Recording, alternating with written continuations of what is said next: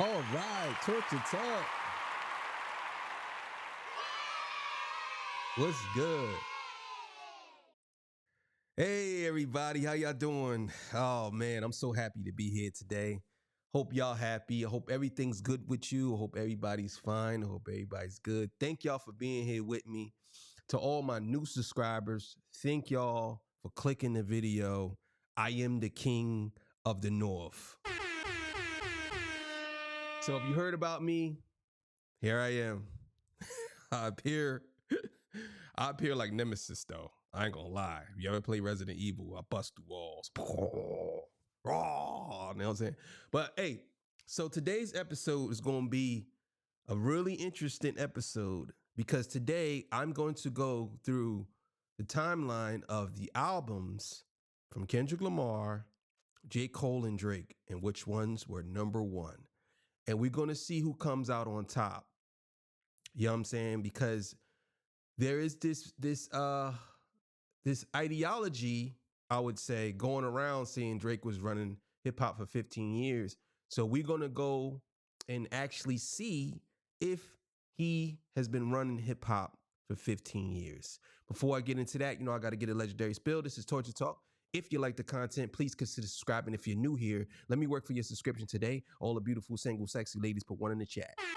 All the fellas, y'all know where to find the ones that just don't harass them. I don't sell no merch, but I do have content absolutely free. But if you want to leave a donation, link is in the description. Cash App, no more PayPal. They call me the Hidden Gem. I went from 1,300 subscribers over 13, 14, 15,000. And yes, I am the king of the North. I should be hitting 17,000 this week. Let me know what kingdom you from. And 300 more to 17,000. If you guys could help me out, push my content out. Thank you. I appreciate it. Love y'all for all that. You know what I'm saying? And yeah. So I always try to ask a question at the end of every episode. You know what I mean? If I remember. If I don't remember, then I'm sorry.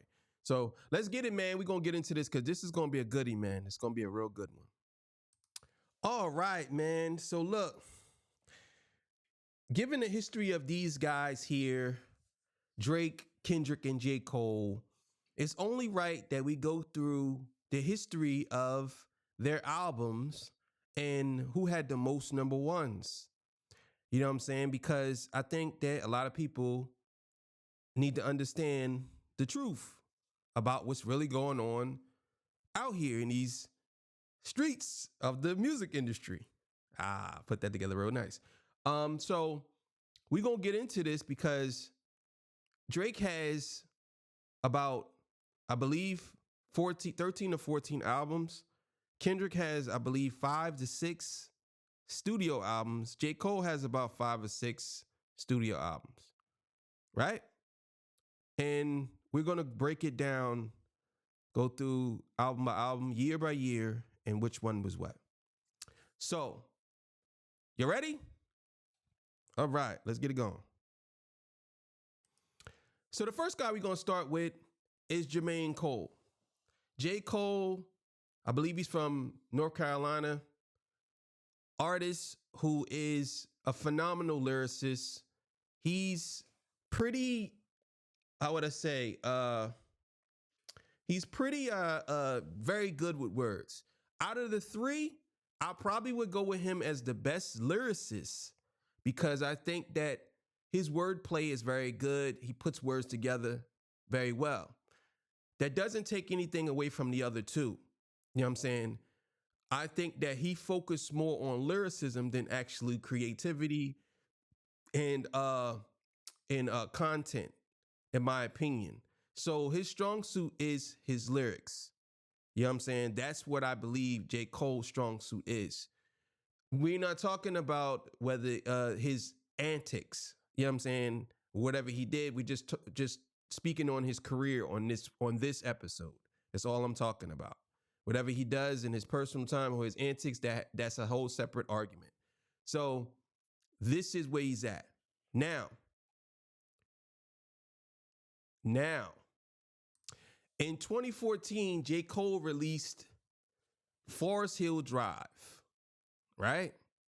Now, Forest Hill Drive to me is, I would say it's a classic, right? I'm going to say it's a classic. I think J. Cole has 2 classic albums, in my opinion. Born Sinner and Forest Hill Drive.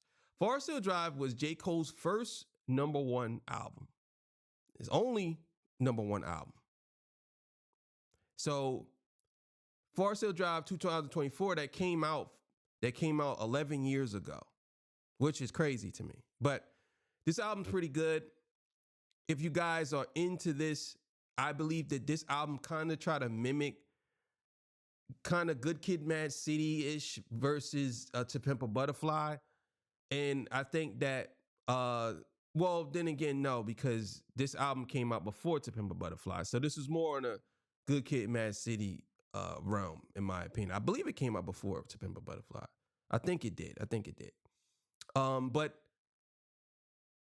this album to me is one of his best. And I think that is it. So he only has one #1, and that was back in 2014. So that's J. Cole. So let's move to the next one. Okay, so the next guy we got here is Drake. Now, Drake is a Toronto native rap / R&B / whatever you want to call him artist. I don't think Drake is a rapper. I think he's more of a pop star. But let's just say, for argument's sake, today he's a rapper. So Drake has a couple of #1s, right? And most people say that Drake had a 15-year run in hip hop. He was doing all these things, 15-year run. Now, let me explain why people think that. The reason why people think that Drake has such a 15-year run is because he has done so much music with so many different artists.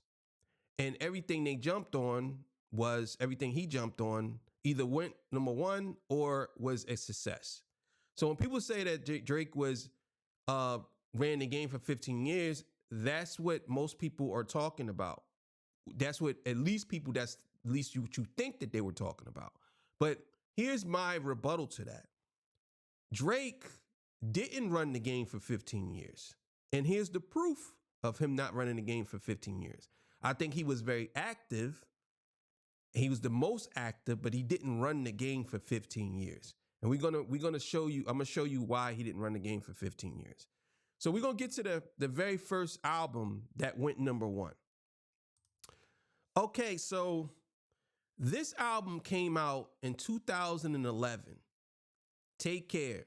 Take Care was one of Drake's better albums, I would say. One of his best albums. But the flaw in Take Care that a lot of people don't mention is a good portion of the songs was wrote by The Weeknd. And a lot of those songs at the time, people didn't really care because they were more focused on how good these songs were. They didn't care who wrote the song.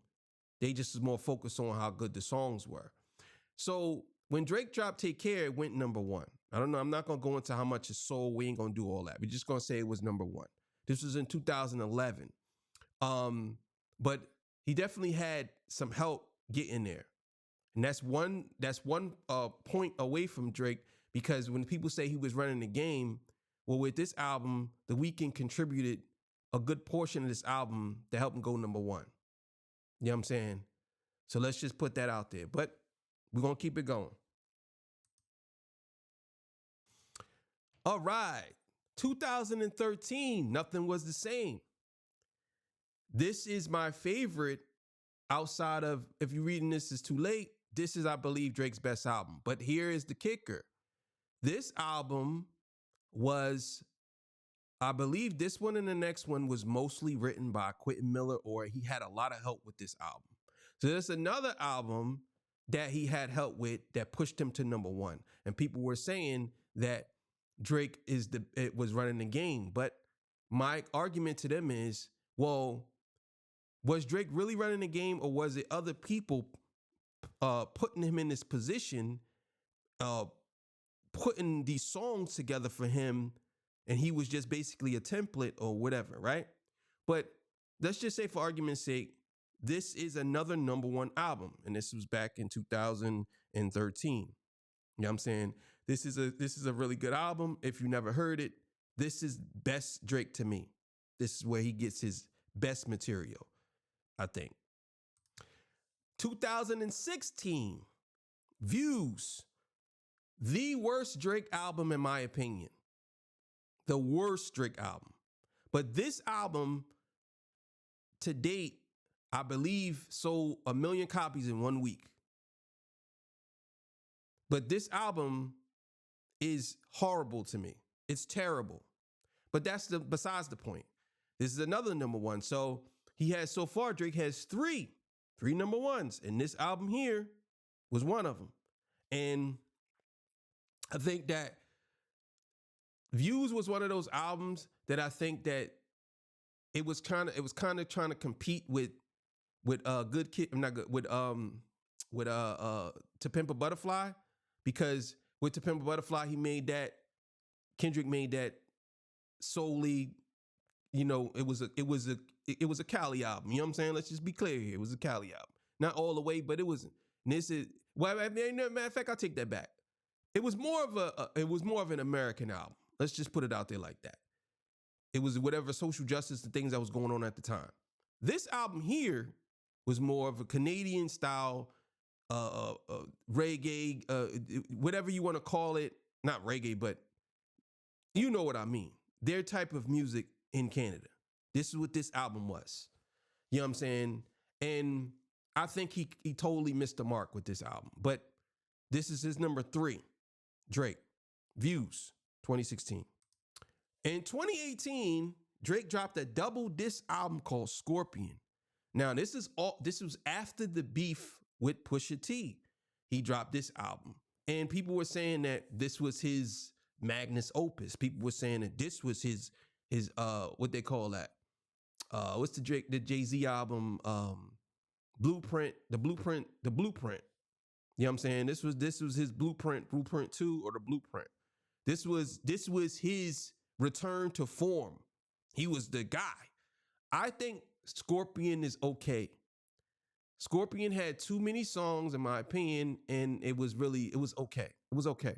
But this was another number one from Drake. Scorpion was another number one. You know what I'm saying? And this was back in 2018. And I think that a lot of people like Scorpion. I really thought it was okay. I didn't think it was that great, but still in all. So that's what that is. All right, man. So look, yo, I swear to y'all, I did not do that glow around him like that. I swear to God. Yo, I swear to y'all, I didn't do that. I did not do that. I did not do that glow around this guy. I don't know. I think that's it's a yeah, I think it's where you can kind of move it. But I swear to y'all, I didn't do this on purpose. Yo, that is crazy. That's crazy. But anyway, right? So Kendrick Lamar, right? Yo, that is crazy. Yo, that is crazy. That's crazy. So Kendrick Lamar, right? Kendrick Lamar. I keep looking at the glow. That's funny. Kendrick Lamar. So Kendrick Lamar is an artist from Compton, California. He's been doing music for a long time.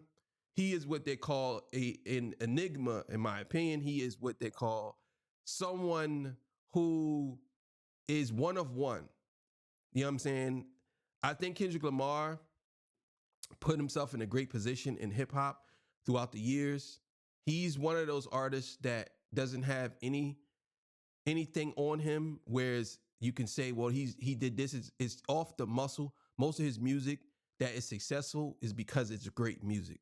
And it's very difficult to find an artist like that, even in hip hop or even in any genre, that is just a great artist. You know what I'm saying? Without having their controversies with them. You know what I'm saying? So that's what that is when it comes to this guy here. And we're going to get into his albums. Okay. Good Kid, Mad City. Good Kid, Mad City came out in 2012. 2012, this album shocked hip hop. When I tell you, this album stopped everything. This was probably the best album in the previous of 10 to 15 years before this. It was no album. Once this came out, I believe this album took the reins from like Blueprint, from the reins from Wu-Tang Forever, Any of those albums you could think of that was classic. Wu-Tang had a lot. Mobb Deep from the Hell on Earth. Nas, it was written. Nas, Illmatic, Ghostface Killer, Iron Man, Raekwon the Chef, Purple Tape. You know what I'm saying? This album here, to me, took those reins. It became that album that was the standard for what new hip hop was at the time. Good Kid, Mad City. Number one for Kendrick. This one here was number one. 2012, number one. Ah, yes. To Pimp a Butterfly, the greatest hip hop album ever created, one of the greatest albums ever created. This was Kendrick Lamar's second number one album. This album came out in 2015. Now, if you never heard To Pimp a Butterfly, I would suggest that you start with Kendrick's previous work. Go to Overly Dedicated, to Section 80, or even Kendrick Lamar EP. But I would say Overly Dedicated, Section 80, then Good Kid, Mad City, then hit this. Don't listen to this first, because this is like an advanced course in music. It'll blow your head up. You don't want to do this one first. You got to gradually move into Kendrick. You can't just jump into this. It would mess you up. You know what I'm saying? So I'm thinking that this album here was one of his best albums of all time. This is one of the best albums of all time. And this album here came out in 2015. So that's 2 number ones for Kendrick. 2. Ah, yes, Damn. Now, Damn came out in 2017. Now, in 2017, Damn was one of those albums that I think that people wasn't expecting this album to be like this, because coming off of Good Kid, Mad City, he totally went a whole different lane. He switched it. Now, Damn sound more like a mixtape. I'm talking like a high quality classic mixtape, even though it was an album. But this sound like some high level classic mixtape. And the thing about Damn is it didn't sound regional. It sounded like it was all over. And I could kind of contribute that to Pimp a Butterfly too. But this is more leaned into it. Plus, it was new age. He didn't do the music he did on the last 2 albums. This one here, he was a little more experimental, but it was actually really good. This is a certified classic. Some people say this is his greatest album. Damn. And this was another number one. This actually was I believe, the first week sales on this was the highest first week outside of views. I believe this was the best first week sales. But this album here, I remember when I first heard it, and when I first heard the album, I was blown away, because I said, this doesn't sound like To Pimp a Butterfly. I'm like, this sounds like something different. This don't sound like, and he just was going off on it. You know what I'm saying? And he let a lot of pain out on this album, a whole lot of pain. And I thought that this album kind of touched me. And I will say that, not in that way, but I will say that Damn, to me, was an album that reached a massive audience that what he has today. I believe Damn is one of the reasons why Kendrick Lamar is so popular today, is because he pivoted from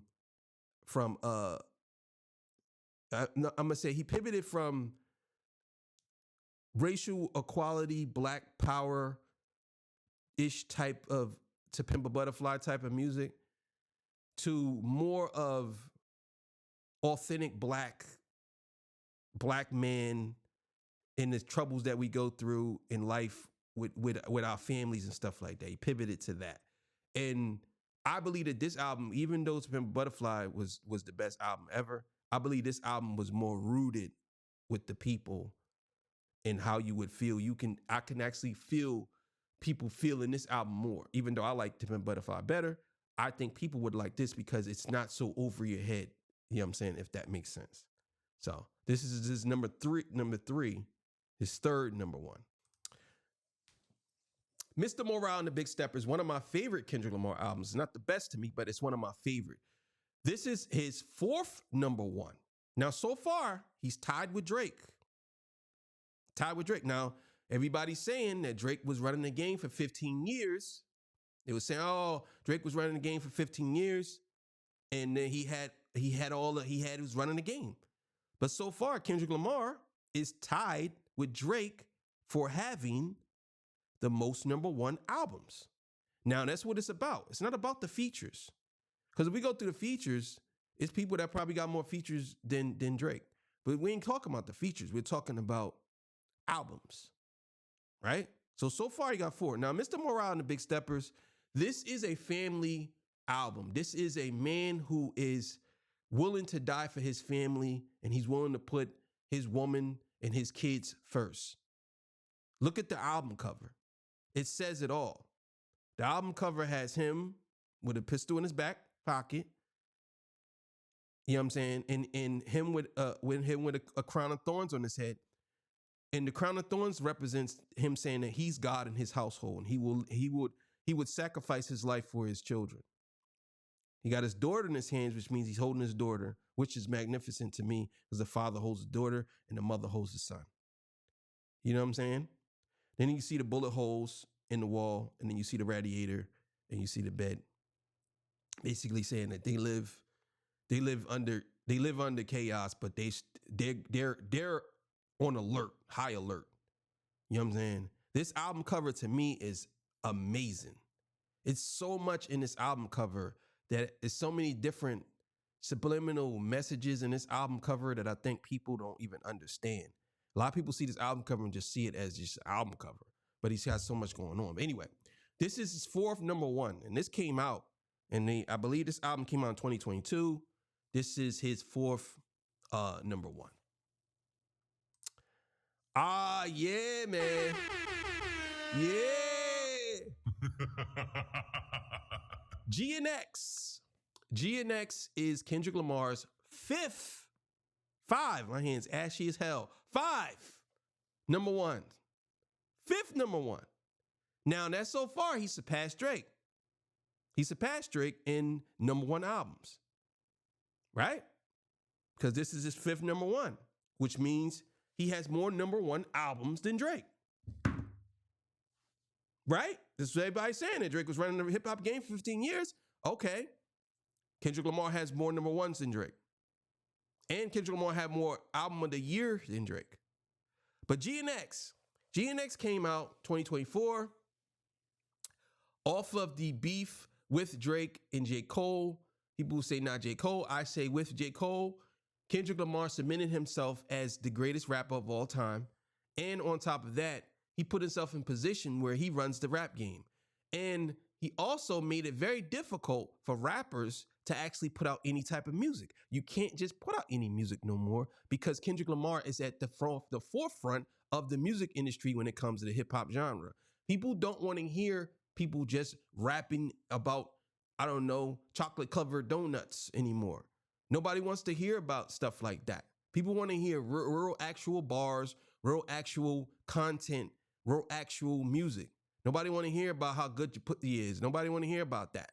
Because we ain't getting none of it, Sexy Red. I'm not getting none of it. So why should you tell me how good it is? I'm not getting none of it, Sexy Red. I'm not. You ain't giving me none. So why should I care how good it is? You understand? You know what I'm saying? So this is the thing with Kendrick. You know what I mean? He put himself in a position where he's going to win. Now, this is his 5th number one album. And we're going to get to that. We're going to get into what I say. You know what I'm saying? And I'm going to show y'all something else too. You know what I mean? So y'all can see it for yourselves. Right. Okay, so this is where it all comes from. Right here.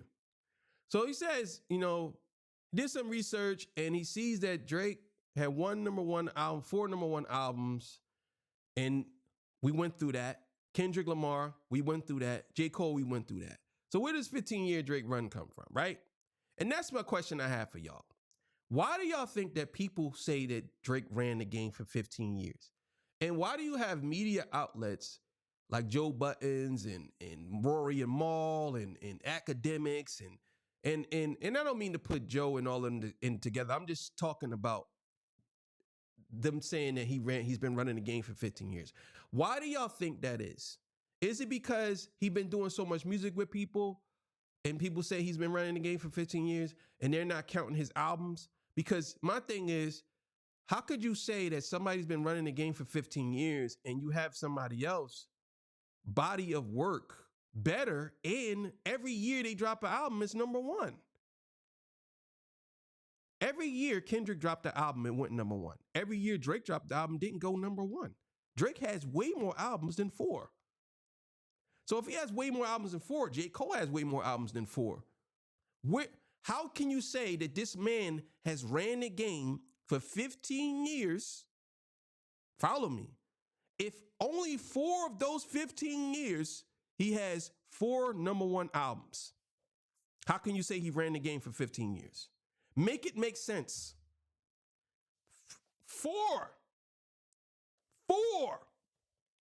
Like, 4. You know what I'm saying? Make it make sense. 2000 and 2011, 2013, 2000 was that 2016, 2018. How has he been running the game?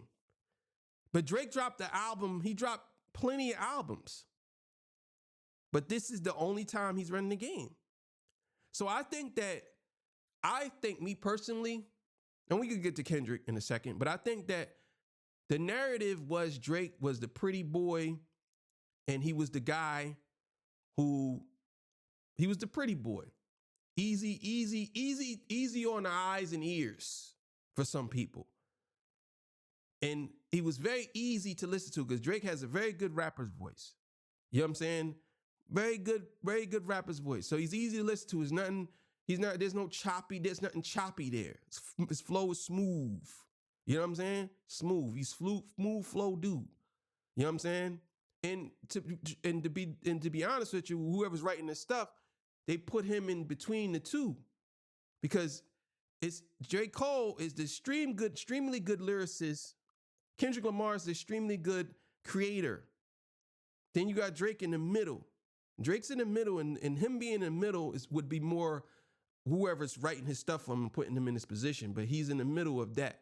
But the thing is, the creator is the one who lasts the longest in any situation because he's the creator.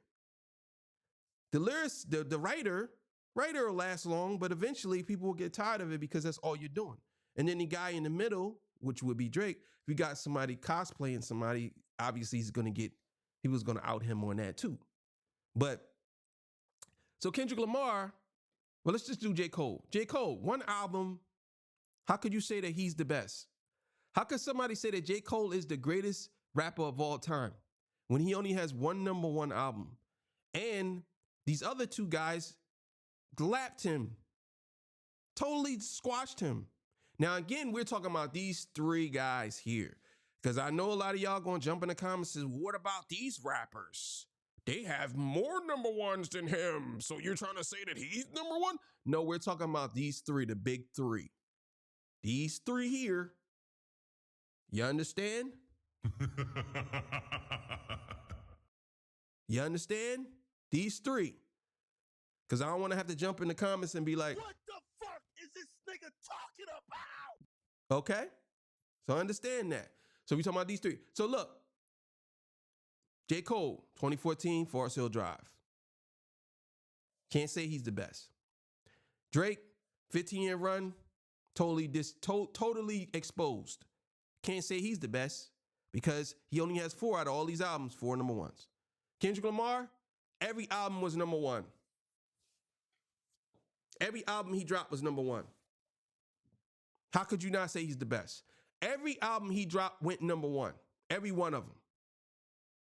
Every album he dropped went number 1. What are we talking about here? This is what I'm talking about. What are we saying here? So that's my thing, man. That's my thing. And I had to get that out here because I think a lot of us need to see this for ourselves. You know what I'm saying? That's what we need. All right. So I just wanted to put that out there. I thought that was pretty amazing, to do, you know what I mean, and go through the timeline or whatever, because I think this narrative that Drake's been running the game for 15 years, I just think it's and I did a earlier video about a couple of weeks back about this same topic, but I said, you know what?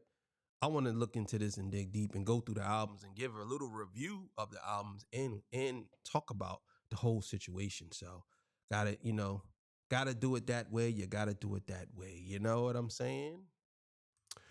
All right. The question of the day is, if you can change something about yourself, a flaw that you have about yourself, what would it be? For example, for example, for example, for myself, I really don't have no flaws. But nah, I'm joking. For example, for myself, um, I'm very, how would I say this? I'm very eager about certain things. I don't like to waste time. I'm not patient, especially when it comes to women in a relationship. Sometimes I'm a good guy and I'm too good. I'm not naive and I'm not stupid, but I'm a good man. So a lot of times I'll be wanting to do things faster than what you're supposed to do it. You know what I'm saying? And I think I have to stop that because people take that as a weakness. But I think that I'll be too eager to show people how I really feel. You know what I'm saying? Like if I really feel some type of way, I want to express it. Like I want to be like, I hate waiting. I hate like I want to really tell this bitch how I feel. You know what I'm saying? Like that's how I am when it comes to with women. So I think that I need to be more patient. I need to scale that back. So what would you change about yourself? You know, and all that good stuff. Thank y'all for joining me. I appreciate it, man. You know what I'm saying? Love y'all for being here with me every day. Help me get to 25,000 subscribers. I'm really trying to get there. And yeah, man, when I get to 25 subs, I'm going to definitely be giving away some cash. You know what I'm saying? So make sure y'all hit me up. All right, man, I'm out of here. See y'all. Peace. Bye.